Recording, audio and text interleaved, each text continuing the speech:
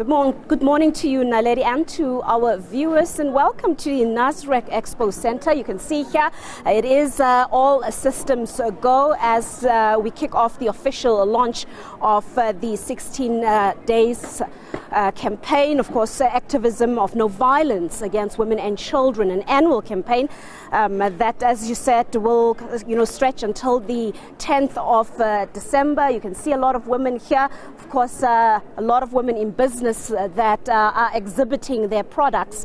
This year's theme is focused on empowering women economically as one of the efforts to ensure that women are empowered, are strengthened in the fight against gender-based violence. So this year's theme will ensure that we penetrate on the social imbalances, the economic inequality that we are facing in South Africa, and some of the economic discrimination that women still experience. This as gender-based violence, we've heard from many experts, remains extremely high in South Africa as many women are still marginalized economically. I'm joined by the shelter. It's called Ndawo Yakhe. I'm now joined by the shelter manager, Zandile Chabalala. Thank you so much for joining us. Tell us more about your shelter, what you do, and also, what you make of this year's theme that is centered around focusing on, empowering women economically. Our shelter is called Ndawo Yakho, and it's for abused women and their children. It's situated in Yeoville, and we accommodate abused women, also rape cases, also children who destitute people who don't have a place to stay. We accommodate them for 3 days. But the abused women and their children is up to 6 months. We believe in giving every woman a second chance who has gone through abuse. Hence, we believe that the theme that is given for this year about economic empowerment will be able to also contribute towards that, because the women who are there, we give them skills, life skills, but also we give them skills where they are able to can go out there and be able to utilize their hands in order to gain income, because we have found that most of them, the reason why they end up being victims of abuse is because they are relying mostly on these perpetrators. So we give them the skills. Like this year, they've done these fleece blankets, they've done pillowcases, they've done dresses, and they've done bonnets as well. And it's something that they can be able to do outside and generate income for themselves, so that they don't find themselves in the same situation again. Gender-based violence, or rather the scourge of gender-based violence and femicide, and really just the violence meted against children, remains extremely high. We saw the police statistics that came out on Wednesday again, painting a very startling picture about the reality and really just the violent nature against women and children in South Africa. When it comes to the efforts that we are now seeing in action to empower women economically, what would be the benefits? What have we seen in society with women that are fending for themselves?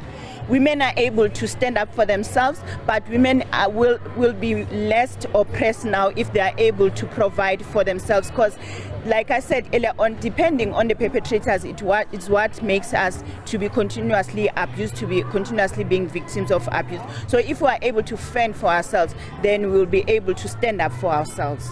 The efforts put in place today that will continue until the 10th of December, is that enough? What would you, as an activist, an advocacy group, a shelter that works very closely with the victims, women and children, what would you say can be done better to help the country really, get the grip right on the fight against?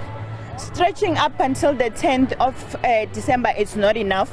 We need to go beyond that. So I believe that if we can have more of these centers where we train women, where we educate women with skills, then that will help us. It shouldn't be a period of 16 days. It's not enough, because we've got more women out there who are victims of abuse. And at the moment, I don't believe that we're reaching all of them. I think we're just a tip of an iceberg as to what we are doing now. But programs like this or events like this give the exposure so women can see that they can be helped. What can be done further to make sure that we reach women, in particular the grassroots majority, women in more vulnerable situations, women in rural areas who might not know that there is access to funding, access to opportunities and other forms of support? For me, it's educate, but also give them exposure, but also encourage women to speak up.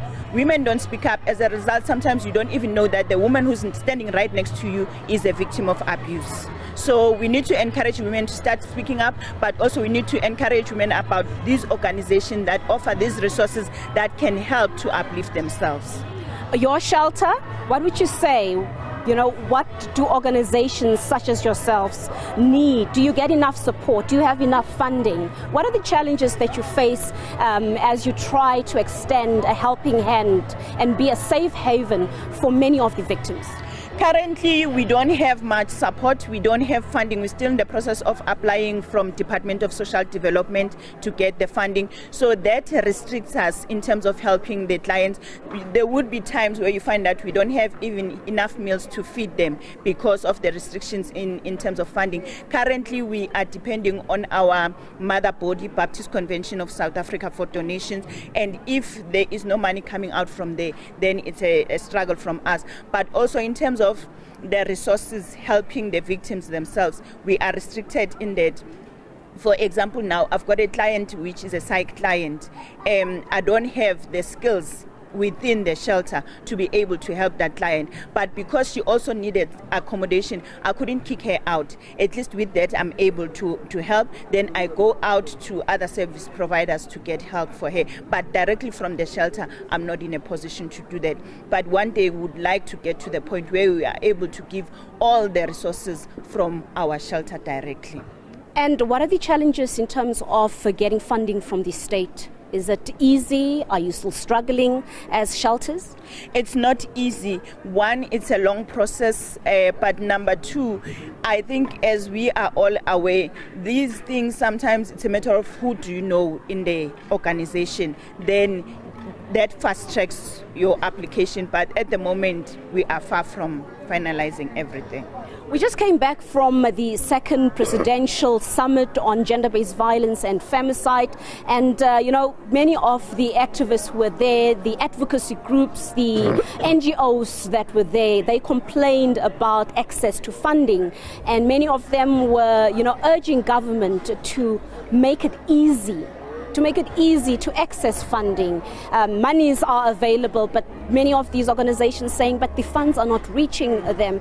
Is that the observation that you are getting? And what would you say to government? What can they do to make things better? As we have heard many of you saying that the fight against gender-based violence is failed if there is no money.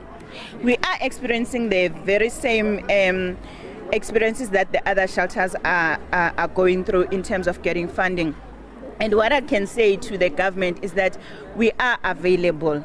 They must help us to make our work easy in order to be able to carry out the work. So with us availing ourselves, let them also meet us halfway in order to be able to give second chances to these women, in order to be able to empower these women.